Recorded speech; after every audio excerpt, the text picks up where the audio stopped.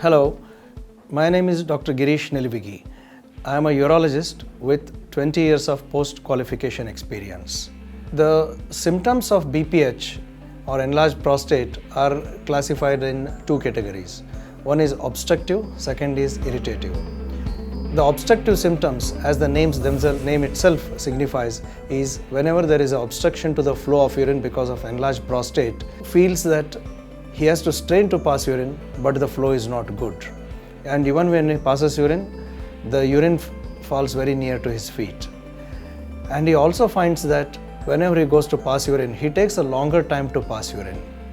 And also, after passing urine, he feels some amount of urine is left behind. So he is never satisfied. So he goes back to the toilet, passes urine again he has to go back to the toilet.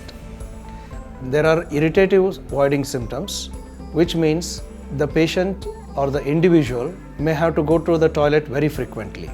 Normally, a person may pass urine about 3 to 4 times a day and once or twice a night, whereas a patient with enlarged prostate may pass urine 7 to 8 times a day and 3 to 4 times or even more in the night time. Also, there could be urgency in urination, which means the person has to rush to the toilet whenever he has the urge to pass urine. Normally, an individual can hold on to urination for about 10 minutes, 15 minutes or 20 minutes. However, a person with enlarged prostate has to rush to the toilet, and sometimes if there is no toilet nearby, he passes a few drops of urine in his clothes. So this is called urge incontinence. Apart from the major symptoms that we discussed, like obstruction to the flow of urine, etc., there are other lesser known symptoms because of which the patient may come to the doctor.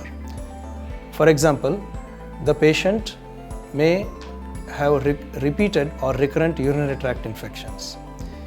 In an elderly male, a repeated or recurrent urinary tract infection is almost always due to enlargement of the prostate.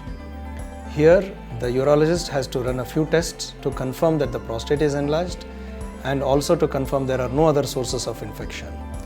By a process of exclusion, the urologist makes a diagnosis of UTI because of prostate enlargement. Second, lesser known symptom or less common symptom of enlargement of the prostate is blood in the urine, also called hematuria. Sometimes urinary tract infection can cause bleeding of the prostate and the patient may get blood in the urine.